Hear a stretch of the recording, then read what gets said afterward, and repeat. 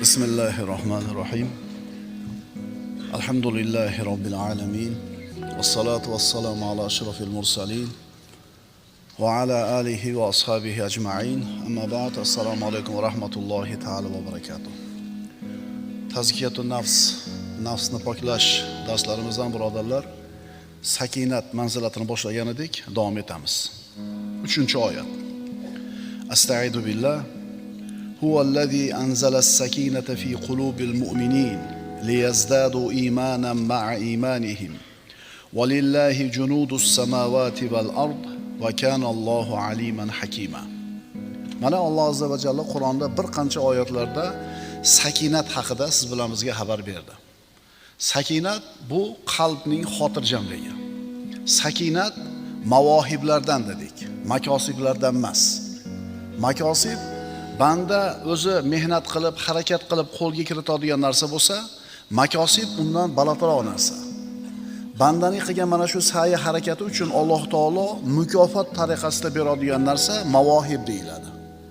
Sakinat ana shu makosiblarning samarasi. U Alloh o'z iymon ishonchlariga yana ishonch qo'shishlari uchun mo'minlarning dillariga sakinat, orom tushirgan zotdir. Osmonlar va yer qo'shinlari yolg'iz Allohnikidir. Alloh bilim va hikmat egasi bo'lgan zot. 4-oyat. Astagfirullah. Laqad radiyallohu anil mu'minina id yubay'unaka tahta ash-shajara. Fa'alima ma fi qulubihim fa'anzala as-sakinata 'alayhim wa athabahum fathan qariba. Fath surasi. Payg'ambarimiz sollallohu alayhi vasallamga mana sahobalar Hudaybiya kunida daraxt ostida bay'at berishdi.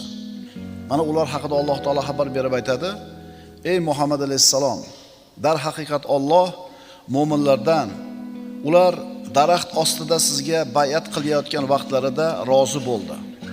Bas, u zot ularning dillaridagi narsa, sadoqat va vafoni bilib, ularga sakinat va orom tushirdi. Va ularni yaqin g'alaba va o'zlarigina oladigan ko'pdan ko'p o'ljalar bilan mukofotladi. Alloh qudrat va hikmat sohibi bo'lgan zot." Sahobalarning qalblaridagi sadoqat va vafoni Alloh ko'rdi, ularni qalblariga sakinatni tushirdi. Mana ko'ring, ana shu payg'ambarga bo'lgan vafosi va sadoqatiga mukofot qilib Alloh sakinatni tushirdi. Aytyapmiz-ku, banda u sakinatni o'zi harakat qilib, sa'y harakati bilan, mehnati bilan qo'lga kirita olmas ekan. Sakinat Alloh tomonidan beriladigan mukofot. Kechagi darsimizni sodda qilib tushuntirdik. Bandani qilgan amallariga Alloh taolo beradigan savob, ajr, bu ishchini ishlagan oliy maoshi bo'lsa, endi mavohib o'sha ishchini ishlagan oligidan tashqari ustiga beriladigan mukofoti, premiyasi o'zbekcha qilib aytganda. Demak, mavohib bu makosib emas. 5-oyat. Astagfirullah. Fa anzalallohu sakinatahu ala rasulihi va alal mu'minin. Alloh o'z payg'ambarining va mu'minlarning ustiga o'z sakinat olomini tushirdi.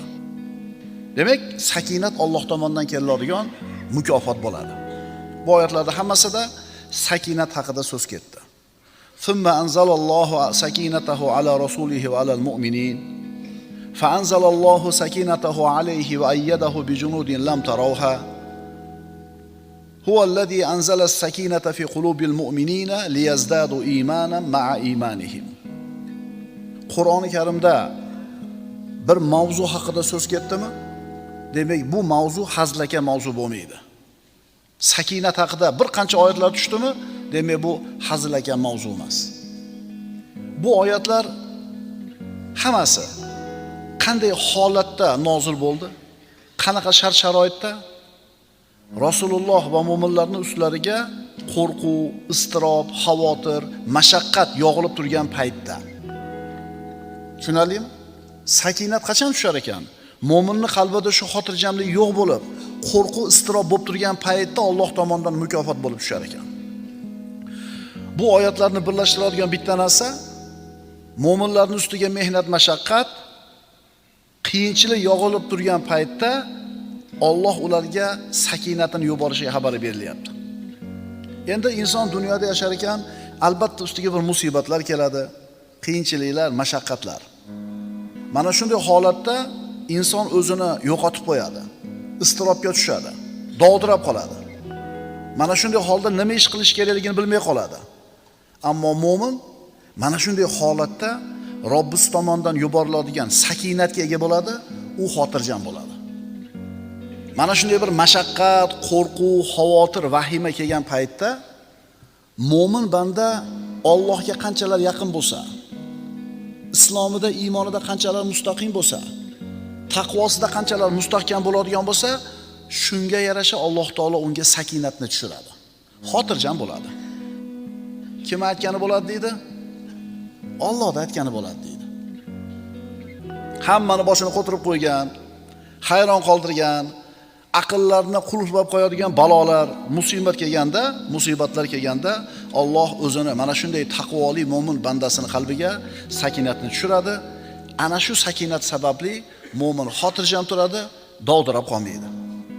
Mana payg'ambarimiz sollallohu alayhi vasallamning hijrat kunini eslaylik. Rasululloh sollallohu alayhi vasallam 10 dan ortiq sababni qilib eson-omon Madinaga yetib olishligi uchun 10 dan ortiq sababni qildilar, g'orda o'tiribdilar. Lekin bu sabablarni bittasi ham foyda qilmadi. Quraysh o'sha g'orda oldiga bordi. Rasululloh sollallohu alayhi vasallam va Abu Bakr Siddiq radhiyallohu anhu ularning oyoqlarini ko'rib turishar edi. Shunda Abu Bakr Siddiq xavotirga tushdi, yig'ladi. Nimaga yig'layapsiz ey Abu Bakr? Ya Rasululloh, agar engishib bittasi oyog'ini tagiga qaraganida bizni ko'rib qolar edi. Payg'ambarimiz nima dedilar? Mana Alloh tomonidan tushirilgan sakinatki, iz yaqulu li sohibihi la tahzan innalloha ma'ana. O'shanda o'zining sohibiga aytgan edi, mahzun bo'lmang, zero Alloh biz bilan birgadir. Mana haqiqatan qo'rquv holati, xavotir. 10 ta odammi, 20 ta odammi mushriklar chiqib g'orda oldiga kelishdi. Izlar shu g'orga kirib ketayotganligini ko'rishdi. Lekin bittasi engashib qaramadi.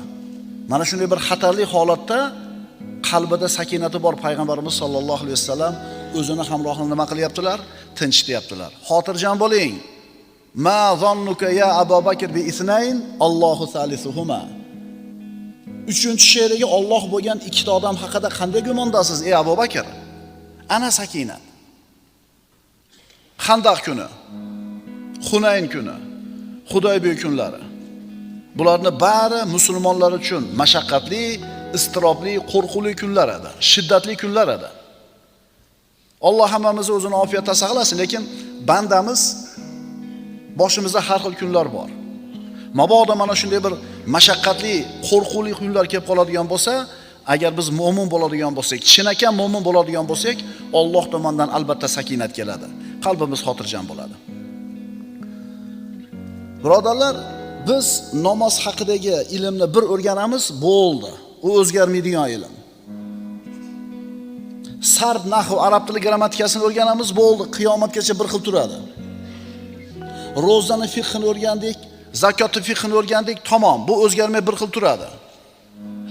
Ammo birodarlar, nafs tarbiyasi, qalb tarbiyasining ilmi juda ham muhim, chunki qalb bir xil turmaydi hech qachon.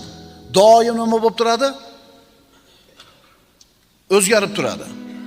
O'zichi bu nafs tarbiyasi bilan, qalb tarbiyasi bilan jiddiy shug'ullanaman degan odamga juda ham oson retsepti bor.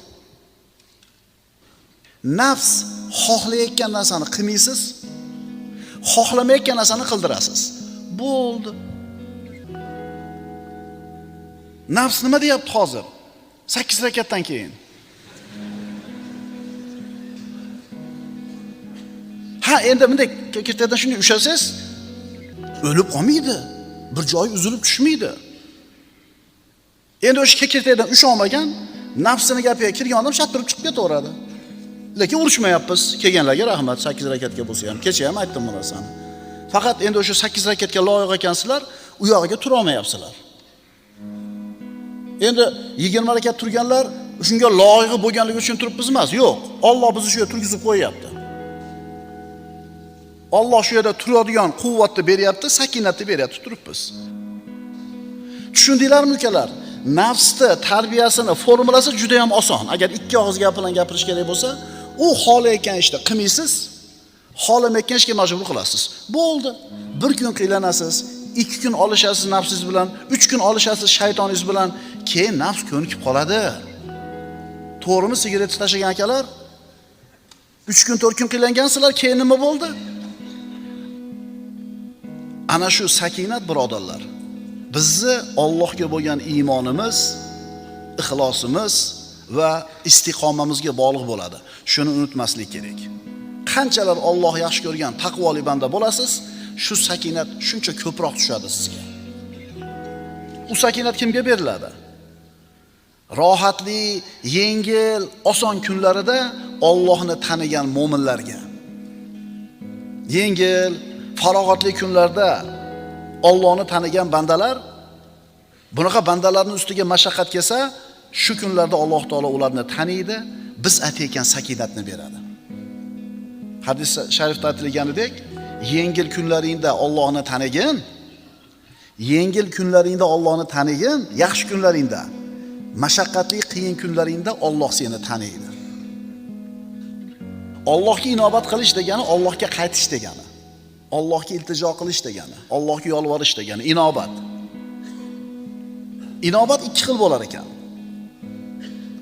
Rububiyat inobati, ulug'iyat inobati. Rububiyat inobatini hamma qilar ekan. Mo'minmi, kofirmi, erkakmi, ayolmi, olimmi, omimi, boymi, kambag'almi, millati, irqi qanaqa bo'lishidan qat'iy nazar odam zoti borki, rububiyat inobatini qiladi, iltijosini. Qachon qiladi? Samolyot silkinishni boshlaganda ateist ham nima deydi? Ey Rob deydi. Kemaga chiqib katta to'lqinlarga kema urilib, chaqalib, to'ntarilib ketishiga xavotir bo'lganda ey Xudo deydi. Ateistligi ham esdan chiqib qoladi. Mulhitligi ham yoki dinsizligi ham. Bu majburiyatdan-da. Allohni tanimaydi, lekin boshiga musibat tushganda Alloh deydi. Endi ulug'iyat inobat qanaqa bo'ladi? Yengil kunlarida ham Allohni taniydi. Yengil kunlarda Allohning hukmida, yengil kunlarda Alloh taologa yaxshi ko'rib ibodat qiladi. Endi bunaqa bandasini Alloh qiylangan kunida albatta o'zini holiga tashlab qo'ymaydi. Tushunarlimi? Yengil kunlaringda Allohni eslagin, Allohni tanigin, Alloh ham seni nima qiladi? Taniydi, eslaydi. Ulamolardan biri aytadi, ustimga mashaqqat kunlari keladigan bo'lsa, sakinat haqidagi oyatlarni o'qiyman. Ana shu narsani o'qir ekan, ustimga qiyinchilik kelganda shu sakinat oyatlarini o'qib, uni ta'sirini hayotimda his qildim deydi. Mana shu nasihat ko'rsatma birodarlar. Agar ishlar og'irlashsa, qalb iztirobga tushsa, sakinat oyatlarini tilovat qiling. Bu sakinat Alloh taolo mo'min bandalarga ato qilgan inomi bo'ladi. U mo'minlarga xos bo'ladi. Sakinatning ta'rifi. Sakinatning asli xotirjamlik va viqor. Xotirjamlik va viqor. Masalan, falonchi odamda sakinat bor desa, demak uni qalbi xotirjam, ichi xotirjam, ustida viqor bor. Haybat bor, salobat bor. Baqir-chaqir qilish, qo'rqish, yig'i solish, asablarda buzilishi bu birodarlar sakinatni ziddi. Sakinatni nozik ta'rifi. Qalbda xotirjamlik va a'zolarda sokinlikni bor bo'lishi. Insonning ichi ham osoyishta, tashqi ham osoyishta. Bilasizmi, shunday bir aktyor odamlar bor. Asabi o'lgan, g'azabi qaynab turibdi, ichida vulqon qaynab turibdi-yu, ammo tashqarisida xotirjam tura oladi. Biz bunaqa, bu aktyor bu. Biz bunaqa xotirjamlikni aytmayapmiz. Biz aytayotgan xotirjamlik, sakinat ustida qanday osudalik, viqor, xotirjamlik bo'lsa, qalbida ham shu narsa bor. Mo'min banda osoyishta bo'ladi, sokin bo'ladi. Xuddi salobatli bir tog'dek. Mo'min jazavaga tushmaydi, vahimaga tushmaydi, panika qilmaydi, yiqilib qolmaydi, o'zini yo'lidan chiqib ketmaydi, idish tovoqni yerga urmaydi, eshikni tepmaydi, so'kinmaydi, xotirjam bo'ladi, halim bo'ladi. Mana shu kishini muomalada, odamlar bilan qilayotgan muomalasida muloyim, halim bo'lib turganligi uni qalbida sakinat borligiga bir ishora bo'ladi. Birodarlar, bilasizmi, xulq, go'zal xulqlarning sayyidi bu hilm deyiladi, muloyimlik. Shuning uchun aytiladi, kadal halimu an yakuna nabiyan. Halim odam, muloyim odam nabiy bo'lishiga sal qoladi. Nabiy bo'lmaydi, hech kim payg'ambar bo'la olmaydi, ammo halim odam nabiylikka yaqin bo'lib qolar ekan. Endi hammamiz o'zimizni halim deb bilamiz-da, to'g'rimi? Endi bu halimlik ham ikki xil bo'ladi, birodarlar. Kimdir Alloh taolo shu halim qilib yaratib qo'ygan, tabiati muloyim, yumshoq odam bo'ladi. Kimdir bunaqa emas, nervi tez chiqadi, qo'pol, qattiq, dag'al. Endi ikkalasi halimlik qilsa, qaysirisini savobi ko'proq bo'ladi? Muhim narsa, agar qalbga sakinat o'rnashgan bo'lsa, kirgan bo'lsa, uni xotirjam qilib qo'yadi.